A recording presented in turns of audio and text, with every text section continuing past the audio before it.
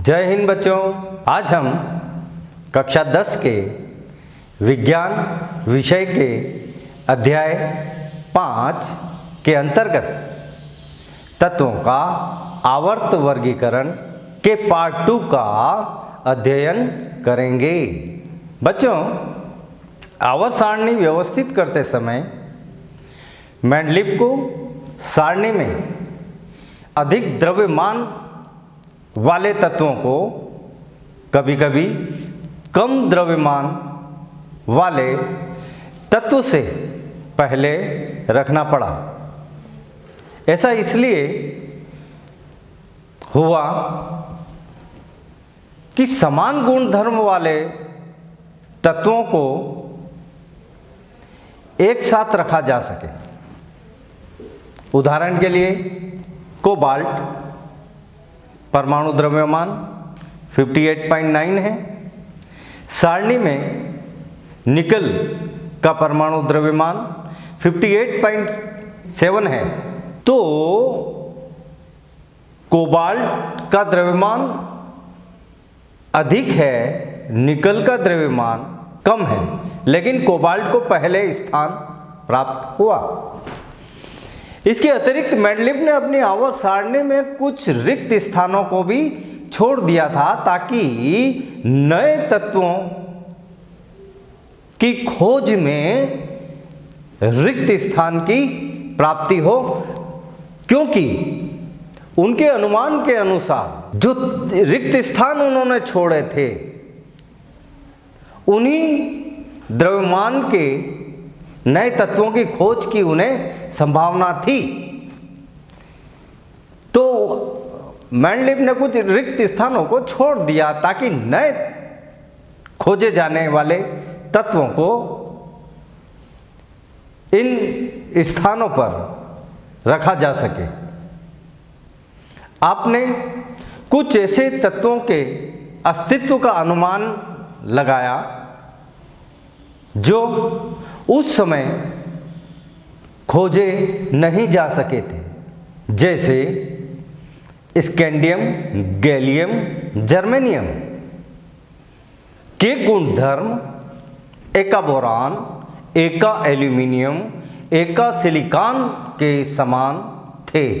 हालांकि इतनी व्यवस्था और व्यवस्थित 118 तत्वों को करने के बाद मेंडलीव की पीरियोडिक टेबल की परिशुद्धता तथा उपयोगिता के ठोस प्रमाण मिल गए, लेकिन इस रिसर्च के साथ कुछ समय के नए शोध के बाद ड्रॉबैक्स या इनकी कमियां मिली, जैसे कि हाइड्रोजन को मेंडलीव कोई स्थान न दे पाए। इसी प्रकार से मेंडलीव के वक्त तक समस्थानिकों के संदर्भ में अधिक जानकारी प्राप्त नहीं थी। जैसे कि हम अच्छी तरह से जानते हैं कि किसी तत्व के समस्थानिकों के रासायनिक गुणधर्म समान होते हैं, लेकिन उनके परमाणु द्रव्यमान भिन्न भिन्न होते हैं। क्लोरीन के 2 समस्थानिक प्राप्त हुए जिनके परमाणु द्रव्यमान क्रमशः 35 व 37 थे, लेकिन एक ही स्थान पर रखे गए। इस प्रकार मेंडलीव की आवर्त सारणियों में कुछ कमियां पाई गई। जैसा कि बच्चों इससे पूर्व में मैंने आपको बताया था कि मेंडलीव की आवर्त सारणी में हाइड्रोजन को नियत स्थान पर नहीं रखा जा सका। बच्चों, हाइड्रोजन का इलेक्ट्रॉनिक विन्यास क्षार धातुओं से मिलता है। इलेक्ट्रॉनिक विन्यास की अपन यहाँ पर चर्चा कर रहे हैं। क्षार धातुओं की भांति हाइड्रोजन भी हैलोजन, ऑक्सीजन एवं सल्फर के साथ एक जैसे सूत्र वाले यौगिक बनाती है। यही उदाहरण के लिए हमें आपको बोर्ड पर समझाना पड़ा। हाइड्रोजन के यौगिक देख सकते हैं आप, और सोडियम के यौगिक जो लिखे हैं वो अपन देख सकते हैं। हाइड्रोजन HCl बनाता है तो सोडियम NaCl, लगभग सिमिलरिटी देखने को मिलती है तत्वों के निर्माण में। उसी प्रकार हाइड्रोजन ऑक्सीजन से अभिक्रिया कर H2O बनाता है तो सोडियम Na2O। इसी प्रकार H2S और यहां पर Na2S, तो ये एक जैसे सूत्र वाले यौगिक बनाती है हाइड्रोजन। तो यहां पर मेंडलीफ को इनके स्थान को नियुक्त करने में थोड़ी दिक्कत आई। दूसरी ओर हैलोजन की भांति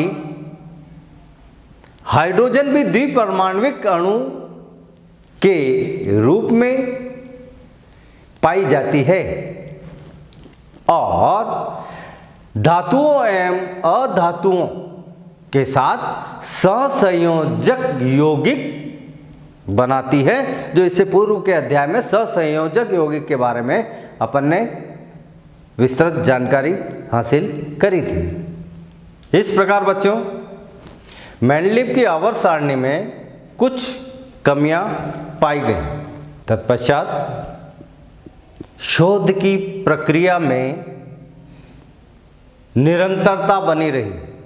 अनेक शोधों के बाद इन कमियों को दूर करने के लिए वैज्ञानिक मोज़ले ने नई आवर्त सारणी का निर्माण किया, जिसमें उन्होंने परमाणु द्रव्यमान की तुलना में वर्गीकरण का आधार परमाणु क्रमांक को माना और आधुनिक आवर्त नियम की परिभाषा दी, जो इस प्रकार है। तत्वों के भौतिक तथा रासायनिक गुण उनकी परमाणु संख्या के आवर्ती फलन होते हैं। अर्थात जब तत्वों को उनके बढ़ते हुए परमाणु क्रमांक के क्रम में रखा जाता है, तब एक निश्चित अंतराल के बाद समान गुणों की या समान गुण वाले तत्वों की पुनरावृत्ति होती है। जैसे हाइड्रोजन का परमाणु क्रमांक 1 है, लिथियम का परमाणु क्रमांक 3, सोडियम का 11, पोटेशियम का 19, रुबिडियम का 37, सीजियम का 55 तथा फ्रांशियम का 87। यह तत्वों के परमाणु क्रमांक के आधार पर हम आपको समझा रहे हैं। तो इन तत्वों के गुण लगभग समान होते हैं। इनके गुणों की पुनरावृत्ति, जैसे हाइड्रोजन का 1, लिथियम का 3।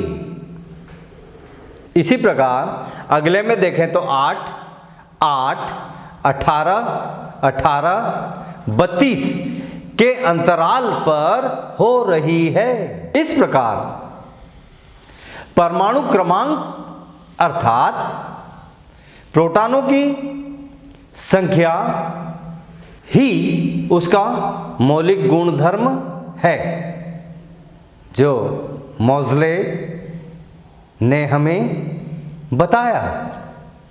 आधुनिक आवर्त सारणी में 18 ऊर्ध्व स्तंभ हैं, जिन्हें समूह कहा जाता है, तथा 7 क्षैतिज पंक्तियां हैं, जिन्हें आवर्त कहा जाता है। प्रथम आवर्त में 2 तत्व रखे गए हैं। द्वितीय आवर्त में 8 तत्वों का समावेश है। तृतीय आवर्त में भी 8, चतुर्थ आवर्त में 18, पंचम आवर्त में 18, षष्ठम आवर्त में 32, सप्तम आवर्त, यह आवर्त अब तक अपूर्ण है। इसमें केवल 29 तत्व ज्ञात हैं। आवर्त सारणी का अध्ययन करने के पश्चात हम निम्न क्रियाकलापों का स्वयं अध्ययन कर सकते हैं। जैसे आवर्त सारणी के समूह 1 में कौन कौन से तत्व हैं, इनके इलेक्ट्रॉनिक विन्यास लिखते हुए उनमें क्या क्या समानताएं हैं, इन तत्वों में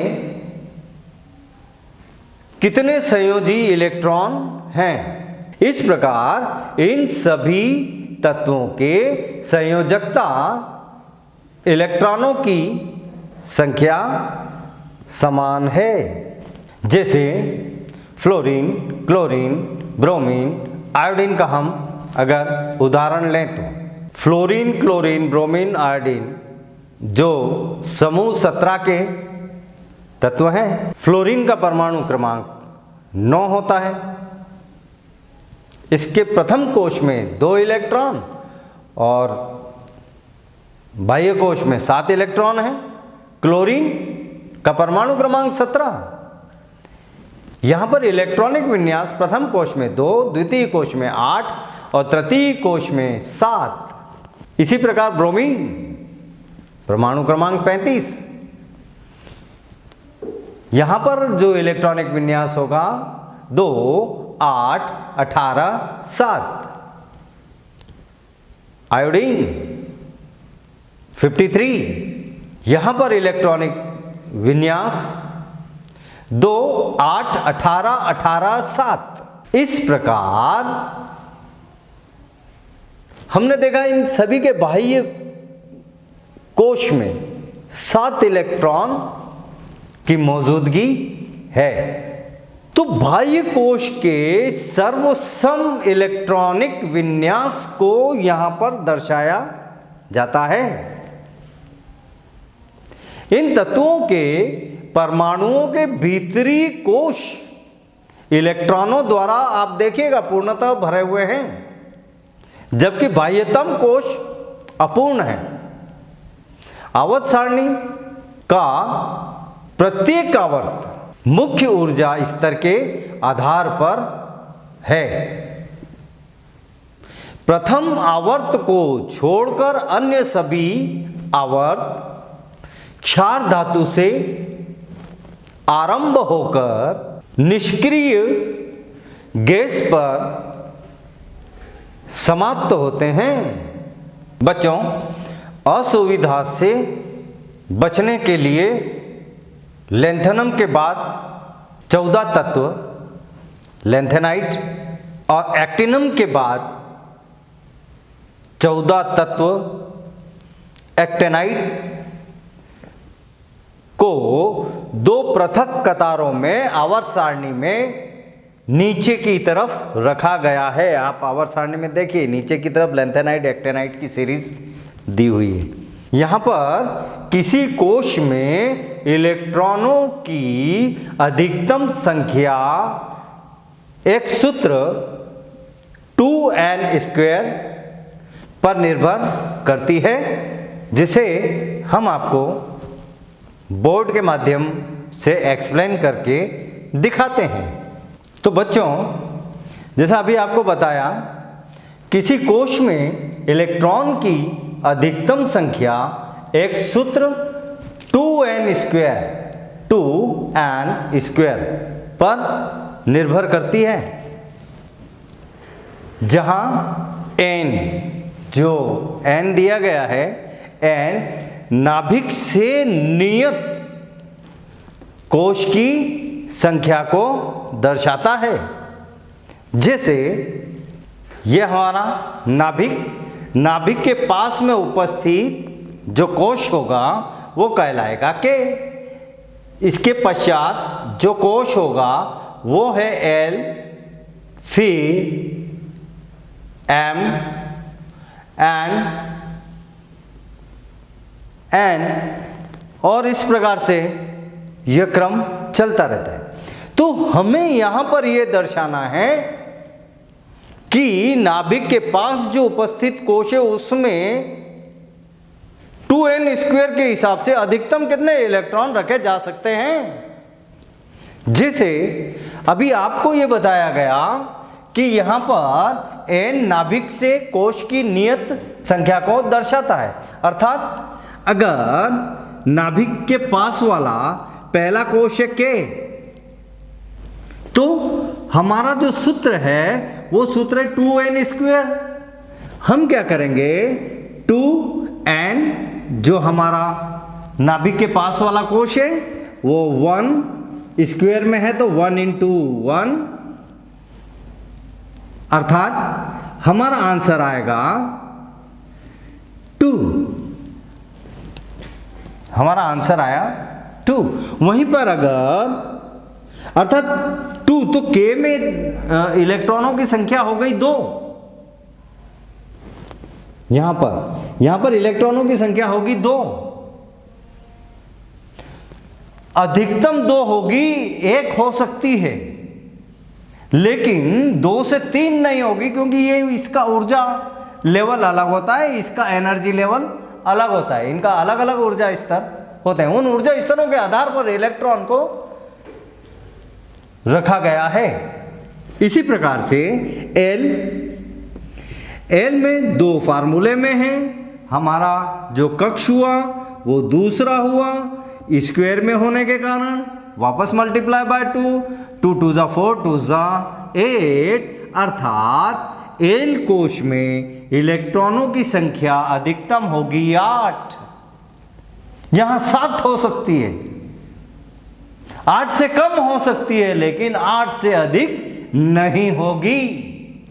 इसी प्रकार से हम तीसरा शेल देखें तो M2 फार्मूले में है, शेल नंबर 3 × 3, 3 × 3 = 9, 2 = 18। तो यहां पर अधिकतम इलेक्ट्रॉन होंगे 18 से अधिक नहीं होंगे। उसके बाद जो इलेक्ट्रॉन होंगे वो अगले कोश में जाएंगे, लेकिन ये 18 से कम हो सकते हैं। इस प्रकार से बच्चों हम अलग अलग कोश में संख्याबद्ध तरीके से देख सकते हैं कि उनमें कितने इलेक्ट्रॉन समाविष्ट होंगे।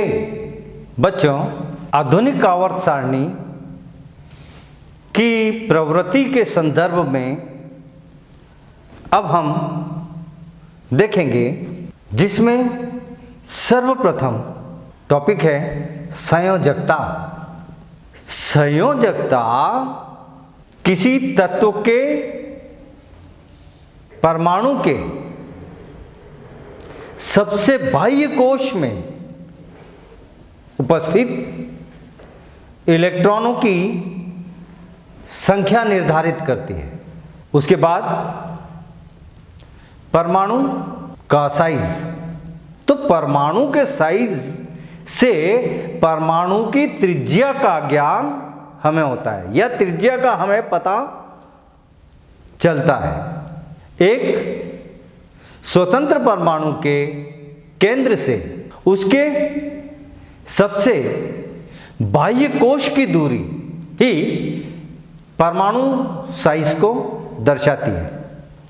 जैसे कोई परमाणु है, उसका न्यूक्लियस लिया, न्यूक्लियस से उसके बाह्य कोश की दूरी कितनी है, द आउटर मोस्ट शेल। तो आउटर मोस्ट शेल के आधार पर न्यूक्लियस से तय होगा कि उस परमाणु की त्रिज्या कितनी है। यह भी आवर्त सारणी की प्रकृति का, उसमें रखे गए तत्वों का एक मापदंड है।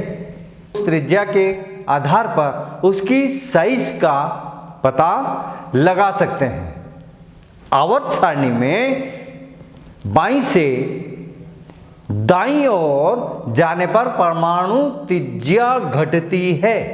आप देखेंगे कि समूह में ऊपर से नीचे जाने पर परमाणु का साइज बढ़ता है, क्योंकि नीचे की ओर जाने से एक नया कोश जुड़ जाता है। जैसे जैसे नीचे की ओर आते हैं एक नया कोश जुड़ते जाता है। अब बच्चों, धात्विक एवं अधात्विक गुणधर्म।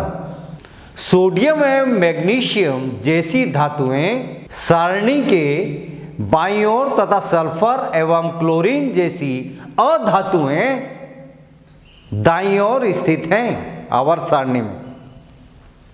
मध्य में सिलिकॉन स्थित है। यह आपको उदाहरण के रूप में बताया जा रहा है। मध्य में एक ही नाम लिया सिलिकॉन, अर्थात एक ही सिलिकॉन उपस्थित है, ऐसा नहीं। तो मध्य में सिलिकॉन स्थित है, जिसे अर्ध धातु या उप धातु कहते हैं। धातुएं इलेक्ट्रॉन को त्याग कर धनात्मक आवेश वाली हो जाती हैं और अधातु इलेक्ट्रॉन को ग्रहण करके ऋणात्मक आवेश को प्रदर्शित करती हैं। और यही धातुओं का धनात्मक आवेश एवं ये अधातुओं का ऋणात्मक आवेश से उनके द्वारा बनाए गए निर्मित ऑक्साइड्स की प्रकृति का भी हम सुचारू रूप से तालिका में अध्ययन कर सकते हैं। बच्चों, धातुओं के ऑक्साइड क्षारकीय तथा अधातुओं के ऑक्साइड सामान्यतः अम्लीय होते हैं। तो बच्चों, इस प्रकार हमने देखा कि धातु अधातु को अलग अलग करके उनके ऑक्साइड्स तक की जानकारी एक पीरियोडिक टेबल के आधार पर हम प्राप्त कर सकते हैं। तो मोज़ले सर ने जो आधुनिक आवर्त सारणी बनाई वो परमाणु क्रमांक के आधार पर बनाई। उस आधार पर बनाने से क्रमानुगत हम एक के बाद एक तत्व को रखते गए एवं उसमें धातु अधातु उपधातु का निर्धारण करते हुए जब हम आगे बढ़े तो इन धातुओं के यौगिकों के गुण धर्म के बारे में भी हमें पता चलने लगा।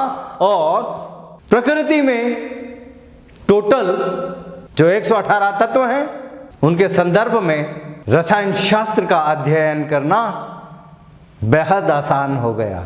तो बच्चों, इस आधार पर प्रश्न बनता है। पहला प्रश्न, मेंडलीव की आवर्त सारणी में कौन कौन सी कमियां थीं? प्रश्न नंबर 2, आधुनिक आवर्त सारणी स्थापित करने वाले वैज्ञानिक का नाम बताइए एवं उन्होंने आधुनिक आवर्त सारणी को किस आधार पर बनाया यह समझाइए। आधुनिक आवर्त सारणी में धातुओं के ऑक्साइड और धातुओं के ऑक्साइड की कौन सी प्रकृति होती है समझाइए। तो बच्चों, हमारा यह लेसन यहीं पर समाप्त होता है। उम्मीद है आप लोग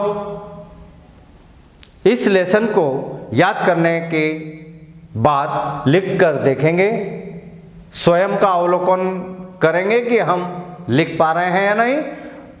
उसके पश्चात आप अपने आप में कॉन्फिडेंस पाएंगे।